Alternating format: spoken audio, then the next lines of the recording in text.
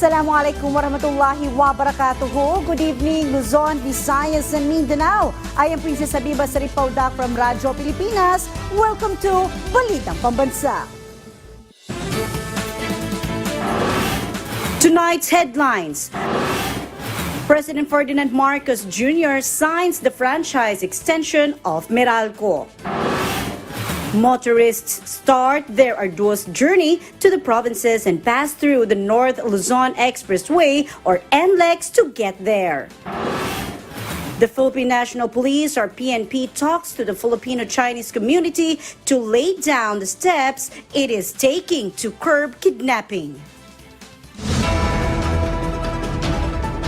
With the Holy Week rush now in full swing, major gateways like the North Luzon Expressway or NLEX are experiencing heavy traffic as travelers head to the provinces. To give us the latest situation on the ground, including public transport and traffic flow, we now go live to Isaiah Mirafuentes. Good evening, Isaiah. Princess, due to the expected surge of motorists, especially this Holy Week season here in NLEX, the management of NLEX has designated counterflow lanes.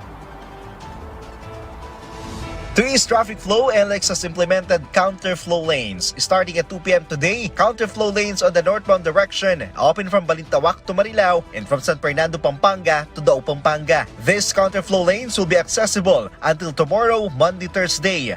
Meanwhile, on Black Saturday, southbound counterflow lanes will open starting at 11 a.m. from Dao to San Fernando, Pampanga, as well as from Balagtas to the Bukawi exit. These lanes will remain open until Sunday, including the stretch from Bukawi to Balintawak. An additional 10% in vehicle volume is expected to pass through the North Luzon Expressway this Holy Week. From a daily average of 350,000 vehicles in NLEX, 385,000 vehicles are expected to enter its toll plazas this Lenten season. A heavy traffic buildup is expected to start today at the toll plazas. Meanwhile, return traffic to Metro Manila is expected on Monday, April 21. 1,500 personnel are deployed along the length of the North Luzon Expressway. Princess, you can see behind me now the light traffic here in Balintawak Toll Plaza. And also, according to the NLEX management, they're urging the public to make sure that their RFID has enough balance to avoid delays. Although, in all the toll plaza, especially here in Balintawak Toll Plaza, there's still a designated lane for cash lane. But according to the management of NLEX, they're urging the public to install RFID and also to ensure that their RFID has enough balance to make their travel more convenient and faster. And that's the latest update now here on NLEX. Back to you, Princess. Thank you, Isaiah. Meanwhile, the government has officially extended the franchise of the Manila Electric Company or Meralco following President Ferdinand Marcos Jr.'s signing of Republic Act number 12146, granting the company a 25-year franchise extension. Meralco executives expressed gratitude to the chief executive for supporting what they described as a major step forward. Meralco said that the franchise renewal will allow them to implement more programs and improve their services to their consumers. Among these are the continued modernization and expansion of Meralco's distribution network to prevent future service disruptions. Following the recent kidnapping and killing of Chinese businessman Anson Ke, the Philippine National Police or PNP has met with the Filipino-Chinese Chamber of Commerce and Industry to discuss measures to address crimes targeting the community. During the meeting, the creation of a specialized help desk was proposed to cater specifically to the needs of the Filipino-Chinese community. This initiative, to be called PNP Chinese Filipino Community Help Desk, will serve as the dedicated channel for reporting of incidents, concerns, particularly those related to safety and security. The PNP plans to pilot test the help desk in several key areas in the country in those with large Filipino-Chinese populations, including Binondo in Manila, Cebu, Davao, Iloilo, and Region 3. The Land Transportation Franchising and Regulatory Board, or LTFRB, has ramped up the conduct of inspections of public utility vehicles to ensure passenger safety, especially after spotting violations like missing fire extinguishers and worn-out tires. Operators are warned to monitor their drivers and ensure proper training and discipline, as they will be held accountable for any traffic violations or road rage incidents. The LTFRB is also considering reviving the proposed Drivers Academy for re-education following recent viral road altercations. The month of April reminds us of extended summer breaks from school, having fun with family and friends, and lots of sun. But the last several decades of changing climate in the planet has led to extreme heat and related ailments as a consequence of it. And there was no shortage of reminders from house salons on beating the heat by not soaking up the sun, then getting seriously ill, as we hear more from our Mela Lesmoras.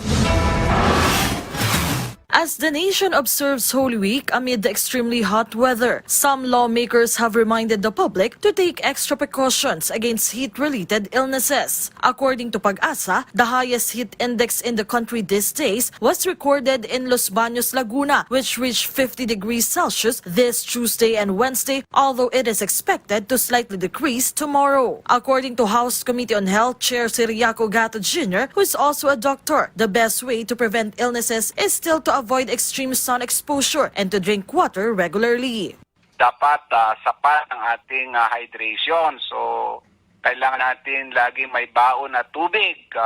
Usually, ang required sa normal adult ay at least 2.5 to 3 liters a day, or that would be around 12 to 15 glasses a day.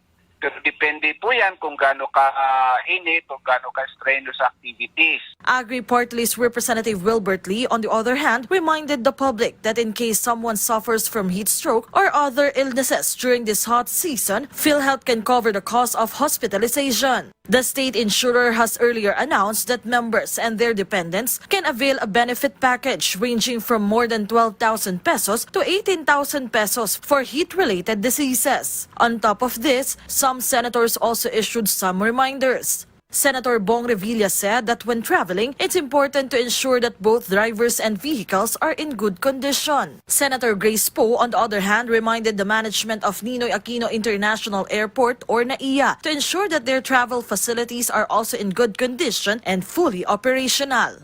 Prior to this, Senate Committee on Public Services Chair Raffy Tulfo also conducted inspections in various bus company motor pools to ensure that their operations are in proper order. Meanwhile, Senator Joel Villanueva also conveyed this message to the public. Isabuhay po natin ang ating pananampalataya sa pamamagitan po ng kababaang loob, pagpapatawad, pagtulong sa kapwa. PTV, Mela Lesmoras, Balitang Pambansa.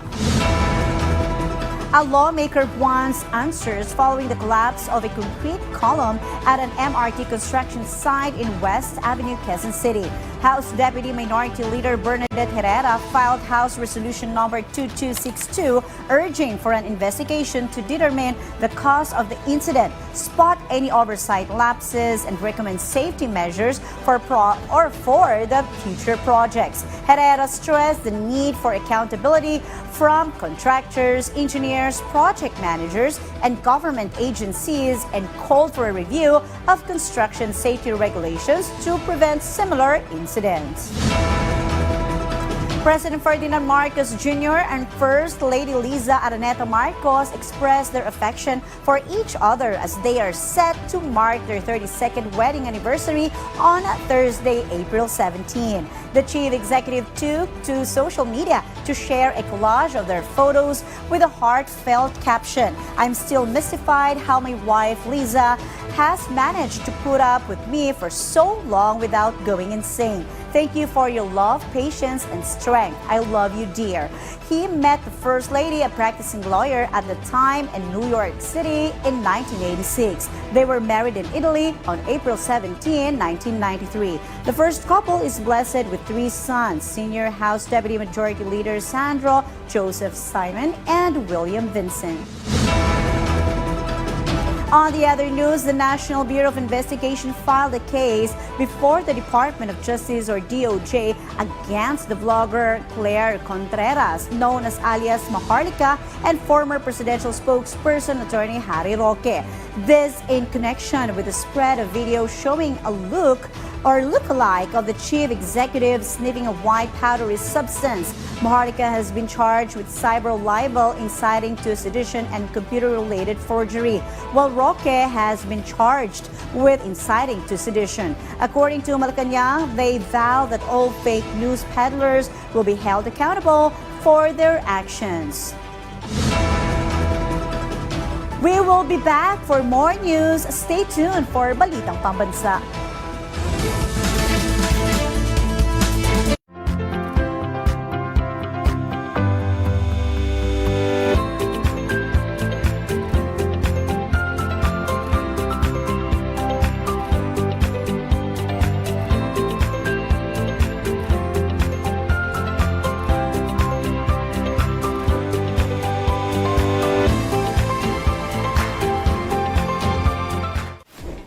Experience the perfect food for the soul and the stomach sa art capital of the Philippines.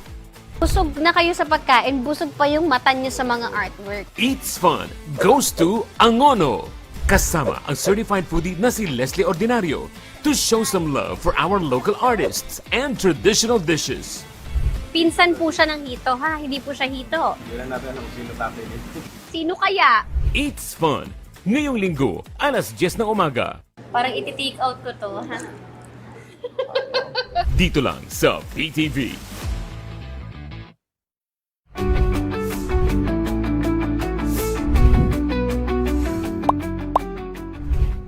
Sa mismong araw ng halalan, may mga gawaing ipinagbabawal sa ilalim ng batas para mapanatili ang kaayusan at kaligtasan ng lahat.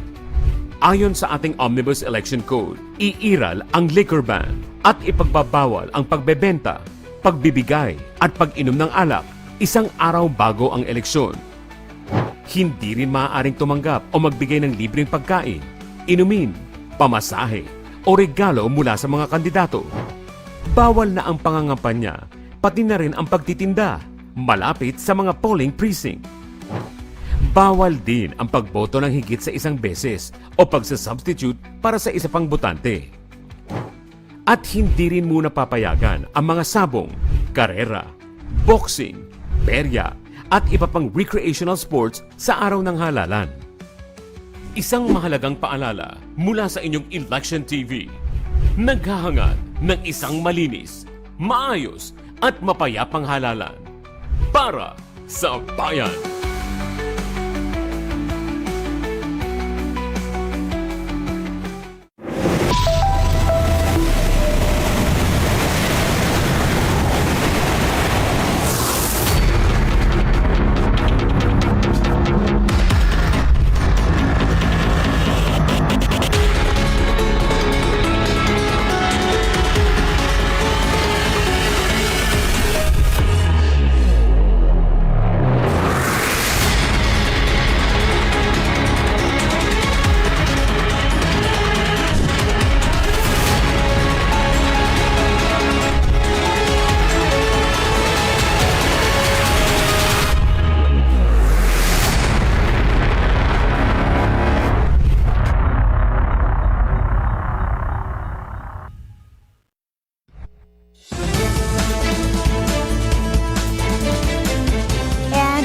Back, the new Department of Information and Communications Technology Secretary Henry Aguda ordered to intensify the department's efforts to combat text and online scams, which is rampant even during Holy Week.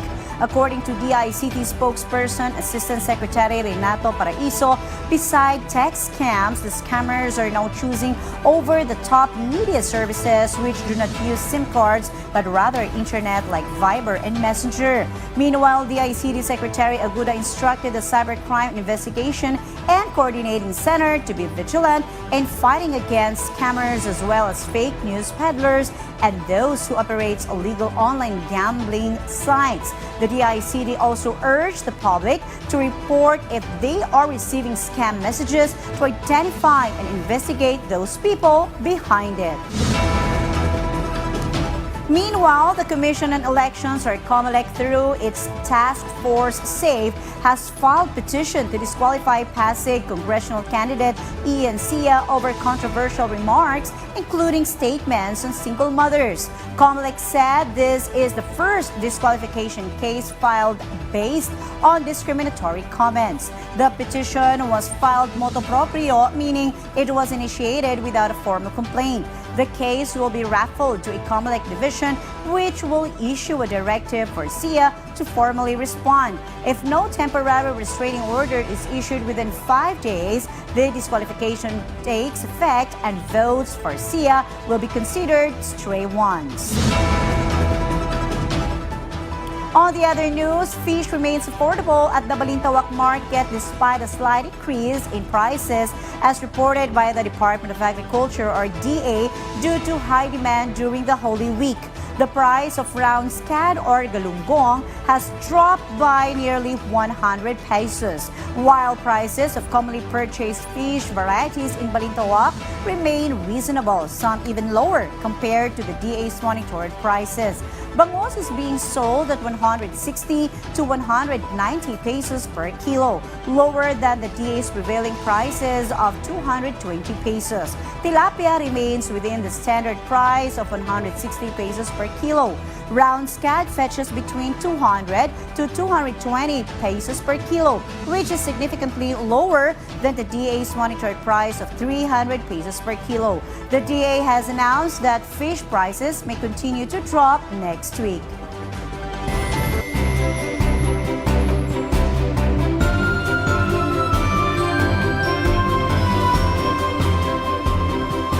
Heads up for our weather, 10 areas are expected to fall under the danger level heat index tomorrow. Dagupan City in Pangasinan and Camarines Sur are expected to experience a danger level heat index of 43 degrees Celsius. Tuguegarao City, Cagayan, Isabela, Camiling, Tarlac, Cavite City, Iloilo City, Dumangas, Iloilo, Catarman, Northern Samar, and Butuan City, Agusan del Norte may experience peak heat indices of 42 degrees Celsius. Heat index levels between 41 and 51 degrees Celsius are considered dangerous, with risk for heat cramps, heat exhaustion, and even heat stroke.